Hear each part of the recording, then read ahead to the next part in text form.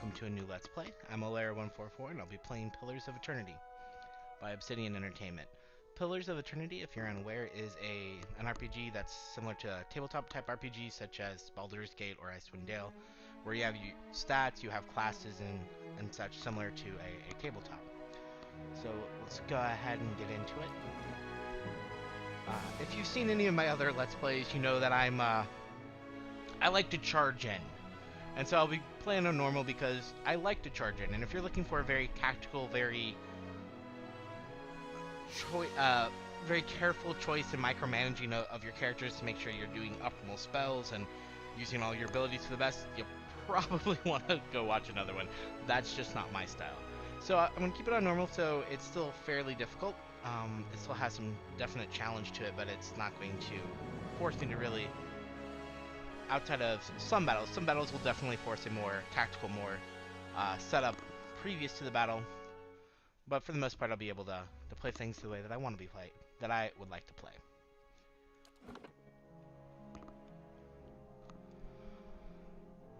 I will say I love the art and the music. It is amazing. Also the voice acting, as you'll get a snippet of here in a little bit.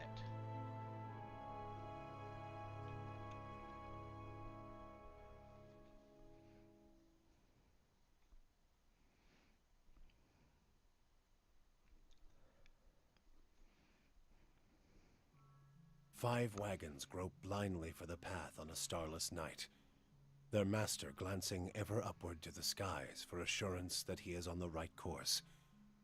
A dim lantern his only protection against the encroaching darkness. But the skies bring no comfort, shining no light, betraying no hint of what they know. The caravan carries travelers bound for the frontier hamlet of Gilded Vale, you among them, where a local lord has offered land and wealth to settlers from abroad looking for a fresh start. You have taken suddenly ill, sweating and shivering, and one of the other travelers signals for the caravan master to stop on your behalf. He pulls up just in time to avoid plowing into the trunk of a fallen tree that bars the way ahead. You will go no further tonight. And that's pretty much the quality of the voice acting we're going to have throughout. It's great. The only complaint I have is sometimes in the middle of a conversation with the character, the first 2 portions of it will be voice acted, and then it'll just cut off. And I just at a minor portion where it's just like agreeing or finishing up like the farewell portion, which then you can kind of understand. It'll just be like another large set of text that's just not voiced, and I haven't really figured out where they choose when to do it and when not to. So now we have the character creation, one of the most important parts of any of these kinds of RPGs. The gender here has no effect, so it's just cosmetic. I'll be playing a male. And then we have race, so similar to the familiar ones of human, dwarf, and elf. Similar to what you might expect, so these are the wiser and more dexterous, so perception and dexterity here. I'll discuss the stats a bit more. Dwarves, strong and stocky, so might and constitution. Humans have strong wills and are physically strong for the might. So the races that I haven't seen, at least these names of before, are the Aomawa.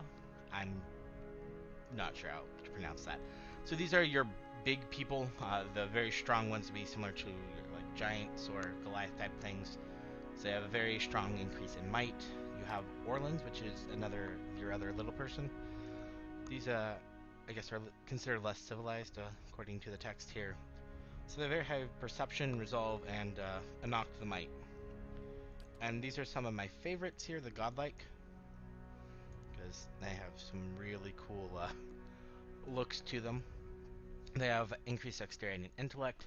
For each of the races, there are also sub-races. I'm going to highlight the godlike, because like I said, they are some of my favorite. We won't be playing it, but I mean, just kind of look at that. So these characters have been touched by the gods in a way that it manifests some of the gods' power, and then you clearly can see the difference. And you can actually be a godlike of any stature of the other 5 races. So death, fire, and in all of them, every subrace has an ability built in. So here for the fire godlike, it's battle forged, where when you're below half health, you gain damage reduction and fire damage to anyone who hits you in melee. For my personal playthrough, the one that I did, I believe it was a nature godlike. It's either nature or moon godlike.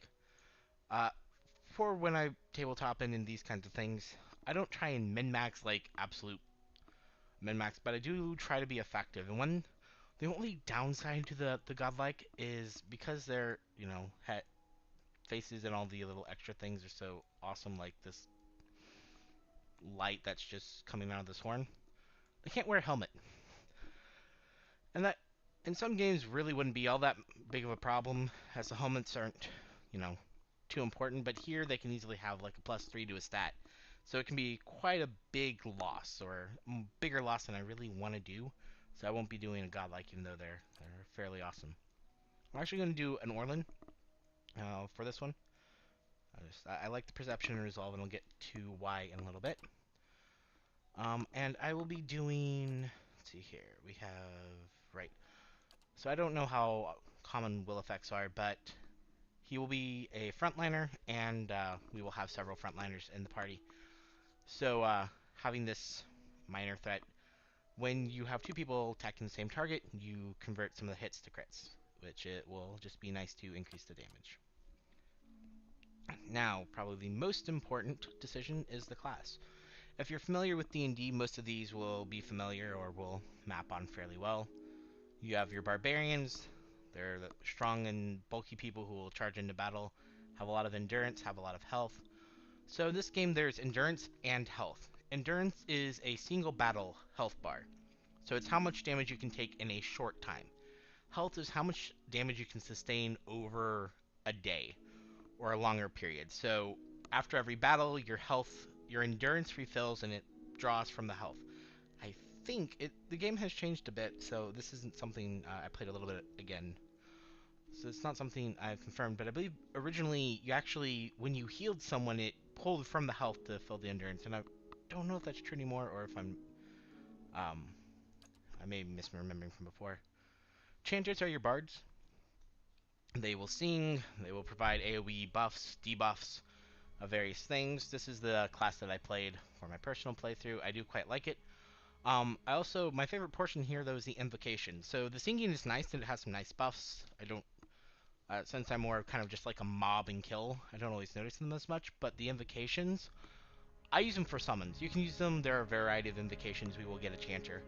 With the DLC, you actually get an example of all the classes, so we will be able to see all of them. But this invocation here, I love the summons. So you sing enough, you get enough verses, you build up enough power, and then bam, you have a couple extra minions to pull out, which can be really helpful in some of the fights. However, they are a caster class, so they are fairly low on both the endurance and health, which is unfortunate. Ciphers are psionicists, so they use mental powers. This was something that I never really got very good in. I think it and the monk are two classes that require a bit more micromanaging. So for here, it's they build up with focus, which they gain with soul whip, and then monks are barehanded fighters, and they build up wounds, which then they can turn into better abilities and use other abilities. But I never just was able to use them very well, so they won't feature as prominently in this one. But if you have any suggestions on how to do it well, once I've collected either the two companions, feel free to leave me a comment about it. Druids are your nature-based casters.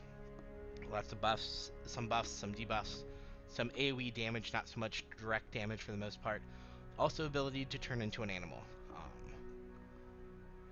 Nice thing about the druid and the priest is they get all of their spells when they level up, but again, as they are casters, quite weak physically. Fighters are another of the frontliners. They're good at just holding people back, so controlling the area around them fairly well. So we get one of these fairly early as a companion, and I quite like him, so you'll see quite a bit of the fighter. I'll get over the skills a little bit later. Wizards are what you would expect. They are our main damage dealing spellcasters. They do also have debuffs, and some control, but not as much as say the priest or the druid. So this is very direct damage, and again, because of that, they are fairly physically weak.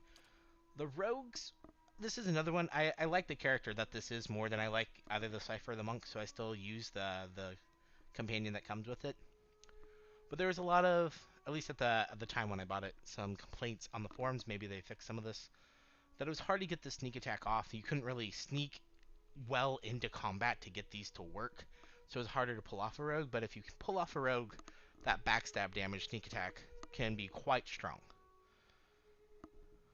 Rangers are primarily archers in this game. They seem to focus more on that. They also have an animal companion, which is pretty cool because you get basically a seventh character that has its own health bar but doesn't draw from your health. Has its own endurance bar but doesn't draw from your health. And so you can kind of sit them back as an archer, and they have different abilities where they can like wound creatures, give them damage over time, and but pretty much can just kind of sit back and fire continuously from the back, which is really nice when there's an enemy caster or archer, because those can be difficult to get to in like enclosed areas because you can't get past the enemy frontliners. And this game is called the Priest. For D&D, it'd be a cleric. These are the people who have the most healing and the most direct healing spells. If you play this as a PC, it has an interesting aspect that is shared with the Paladin, which is which I'll discuss a bit more there. But again, fairly low health, as they're not as nice as they are in D&D, where they give you a bulkier person to kind of promote the healer. But again, you get all your spells, which is always nice. So what I will be playing in this one is a Paladin. I chose Paladin because I quite like a lot of their abilities. A lot of them are passives that are supportive buffs, such as like you have an AoE heal. So the path that I'm going to choose, when I heal something, everyone around me gets bonuses to deflection, which I believe is your just basic when you attack it. It will normally hit deflection. They have decent endurance and health. They're supposed to be frontliners. And they also have that aspect that I mentioned briefly with the clerics, the priests, which is for these two, where you have this devotion to either a faith or a code. In the game, as you act, you build up dispositions. So you could be, say, cruel, and so when you talk to someone, you can the way that you answer the question will build up certain dispositions. And for these classes where you devote yourself to either a group or to a faith, you have to act in line with your god. Well, you don't have to, but if you don't act in line with your god, you become weaker, and if you do act in line with your god, you become stronger. It's for the defenses, I believe. It's so you get like +1 as these build up. You get like a +1 to all defenses, or so you can get a total of +6. Um, I'm generally a very goody two shoes. Definitely good, leaning towards lawful for the D&D spectrum. So the two ones that I like best are the kind wayfarers, excuse me, whose favorite dispositions are benevolent and passionate, and the shield bearers of Saint Elka. This is what I'll be playing, which are honest and diplomatic. I chose Saint Elka because of the abilities that come from the order a bit, and also because passionate responses are usually a bit headstrong for me when I've read them. Kind of jumping a bit too far with the responses, so I went with the shield bearers because I like honest and benevolent, and the diplomatic and oh wow, forgot it, brain fart. Passionate are those that prefer diplomatic. So for the shield bearers of Saint Elka, during a peace negotiation, an archer from the kingdom of Adir shot the noblewoman emissary of Kulkin, Elka, in the arm, provoking battle. Elka nevertheless made a second attempt at negotiation, accompanied by 3 elven knights whose only arms were shields they held in front of Elka to protect her. Elka succeeded, helping form the Adir Empire. The knights who protected her founded the Shield Bearers of St. Elka, who continued to act as guardians and diplomats in Adir and beyond. They are well known for their honesty and skill in negotiations. So we endeavor to be honest and diplomatic, and if we act cruelly or aggressively, then we have some problems. So I believe you can get like a equivalent to a feat that kind of removes some of the negatives there. So if you still want to embrace those. One thing that isn't clear here, but will become very clear as you get into the game, every one of these choices can unlock new conversation options. It may be rare. This is not just restricted to your stats, which will also unlock options, which we'll get to, I think, now, because we'll get to attributes. Oh, first the abilities. So I'm going to start with Lay on Hands to have a heal. Flames of Devotion is also good, so you get an extra bonus to damage. And there is an ability that benefits the the group. The Shield Bearers have bonuses to both of these. So for the Lay on Hands, when I heal someone, they get a bonus to deflection. And when I hit something with my Flames of Devotion, everyone around me gets bonus to deflection. But I want to start with the heal. I'll pick this up probably in a couple levels. So now we get to setting our attributes. So Might is like Strength, deals with damage, actually also deals with healing. And Constitution is going to be your health. Had it all planned out. Where did I put it down? Sorry. There we are. Constitution is healing, and it tells you what stats are best for the character. So this is endurance and healing, also for fortitude saves. Dexterity is action speed and reflex. Perception gives you interrupt. So if you want to try and stop someone from casting a spell, you want something with a good interrupt. Accuracy. Accuracy. I don't know why I'm having such trouble speaking today. Is of course always beneficial if you're trying to hit something. And then reflex saving throws. And for D&D, that's like avoiding spells generally or traps. Intellect.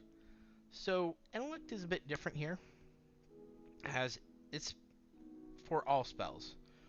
Where in D&D you have different stats for different casters, all spells, all abilities are improved by intellect. Put a few points into... I don't have them in the same order in my sheet. And so this means my area of effects are bigger, the duration of it is bigger, and then you have will save. Resolve helps your concentration, which keeps up your spells, your deflection, which is what most physical attacks, direct melee and ranged attacks. And again, will, which is like charm and domination type spells. So this is highly recommended for the paladin. I'll be putting quite a few points into this. So here, that was that one. Put 6 in here as well. I'm going to be slow and not dexterous, because why not? And one there. All of these stats also affect, as I mentioned briefly, the ability, different things in conversations. So, for example, with high perception and high resolve, I will stand my ground or be able to stand my ground more than somebody who had a weak will or resolve score. With perception, I can catch people in lies. I can notice small things that might affect what I say, and these can unlock other and alternative options. I also will never be able to like catch things or dodge things or have any of those options, which there are options for all of them. This is so if you go to the wiki, it says these mental stats are most commonly tested. So I did add a little bit into intellect as well. Perception, I thought this helps you find secret things. I'm not so sure. It didn't say anything about it on the wiki or here. But in order to find secrets, you have to be sneaking, and I always thought you had to have high perception, but it also does help quite a bit in conversations, these two. Now, you also choose where you come from. So we have Adir, where my religious order or my group is from, helped found that. Deadfire Archipelago, which is a pirate-infested area, much more aggressive fighting kind of things, and you need to be quick on your feet. Here, I guess you learn to stand your ground and hold to your beliefs. Ixom Middle Plains, which is our savannas. Old Valia is where the doors come from. You can pause and read some of these. I'm not going to read all of them. With your intellect, the one that I'm going to go with is not that one. It's the Living Lands. Yes. So Living Lands is the mountainous region of a large northern island renowned for its diversity of plant and animal life. Its weather is unpredictable, and its ecosystems vary dramatically from valley to valley. The Living Lands are home to an assortment of races in a variety of colonial and independent settlements. Actually, that's not quite right. Yes, I have a mistake on my sheet. I want the perception. Um, because I want to be a mystic, which we'll get to, I think, on the next one. So the White That Wins is a large, cracked southern expanse of polar ice. The White That Wins is home to pale elves and small colonies of daring explorers, outcasts, and adventurers. While virtually no plant life grows in the White, it is home to many hardy species of dangerous animals that forage from the sea or prey upon each other to survive. So this gives more perception. I can probably lower that, and I might. And the reason is I want to be a mystic. I think this just it kind of fits with the way that I was thinking about the character. Um, so they know their path, they know what they want to do. Also, you may have noticed it's not actually just cosmetic what changes here. You actually change your starting equipment based off where you're from. If you want to have an extra perception, I probably don't need 19 perception in total. So let's go ahead and give it to might. So I can be a little bit stronger and hit a little bit harder. The White That Wins. Oh, so you can see there is no mystic anymore. You also have scientist instead. So where you come from also determines what kind of a job, what kind of a background you have. So I'm choosing the Mystic. It gives me lore. This is also something that's quite often checked, and you can go back through at any point in the game. You can't set your base stats here differently, but you can change your skills. So there are 5 skills to consider. Lore, which is just basic information. Stealth, which is exactly what it sounds like. I just don't use stealth. I didn't have much luck with it. So most of my people don't have much stealth. I'll probably have one person who is good at stealth and mechanics. Because in order to steal some things, you need to be hidden. And so mechanics is also useful for picking locks and such. So having these together can be quite nice. Then another one is survival. This was one of the ones that wasn't as useful originally. Originally, these skills actually all kind of weren't great. When they've changed it quite a bit, because this various portions here wasn't originally in the game. So for survival, as you get more points in survival, every time you camp outside, you'll get a bonus. So everyone will likely have at least 1 point in survival, maybe 2, for the damage reduction, and received healing multiplier there. Bonus movement isn't so, this has never really been useful for me when I play, so I don't really go too much more than certain other ones. But originally this just was for certain checks if you had high survival. So I quite like that addition. There's one other, and that's athletics. So this is just your physical ability to do things, jump, climb, hold on to things, primarily strength based, though it's not directly connected to might. And again, I don't believe, if it was something that I didn't pay enough attention to. So this, they added, I believe, second wind. So the more athletics you have, the more you can do an instant heal in battle. Just a one-time thing, but it helps. If you're going to be like a frontliner, you might want to put a lot of points into athletics so that you can have a nice extra heal there. Lore, besides just being good for conversation, you can only cast spells from scrolls. You can only use scrolls if you have a high enough lore. What's really interesting about this game is oftentimes you are restricted on things you can or cannot do based on your class. In this game, if I remember correctly, everyone can equip everything, so if I wanted a wizard to be in plate mail, I could. There are penalties for it, you move slower, and so you wouldn't cast as many spells, but I could do it. I could also have a barbarian who could read the very highest level of spells off of scrolls with high lore, or have a paladin going around and picking all the locks. So that's kind of nice because you're not restricted, but it's also just from I guess more my background, it's kind of a little weird, but it allows you to a lot more flexibility. Okay, you can choose, as with most games, the other races usually have far fewer, so these are the 2 options. I quite like this one. He looks very annoyed to me, like I don't want this picture taken, which I can relate to, so even though I'm supposed to be kind and honest, I feel like it kind of contradicts that a little bit, which I kind of like. So he would give off a bad first impression. You can choose the colors of your stuff. Always been a big fan of these lighter greens. We can always change that at any portion. Oh, it's for your pants. I wasn't actually sure where that changed. Um, that's a bit too much though. We can leave that. Let's go with darker hair. There we go. I looked through the options. You can have a variety of beards and such. I didn't quite like them, so I'm just going to stick with no facial hair. The hair looks fine. I don't care. Oh, the head. There are two options. I like this one better, and the hair's fine. I don't usually care all that much about cosmetics things. And then the voice. Hey there. Watch and learn. A blade in the dark. Yes. Now I am the leader of the group. I know this voice actor. I'm fairly sure this is Matt Mercer. And Stand together! Quietly now. I'm here. Follow me. Let's keep quiet. I'm here. I'll lead the way. You're mine. My eyes are peeled. What is it? one of my favorite things from Icewind Dale was I put the crazy voice onto, I think it was a male paladin.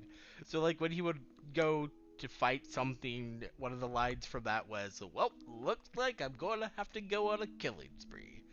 Which, if you're unfamiliar with D&D, especially earlier editions like 3.5 and earlier, to be a paladin you had to be lawful, good, very, very much the paragon, wow, of goodness and light. You could, of course, you don't have to be quite so restricted depending on your DM, but, very much all that is good and right with the world, so I just really I like having the things that mismatch a bit. So being a paladin Now that's kind and I am honest, the leader of the group. and then having this A voice blade in the just dark. amuses me. So I'm gonna go with Olaire, to keep it different from my personal playthrough, which uses the other name that I like, which is Kython. And we're good to go. But we will start the game on the next episode, as I've taken more than enough time for this one, so I hope you'll join me then, where we actually get to start the game.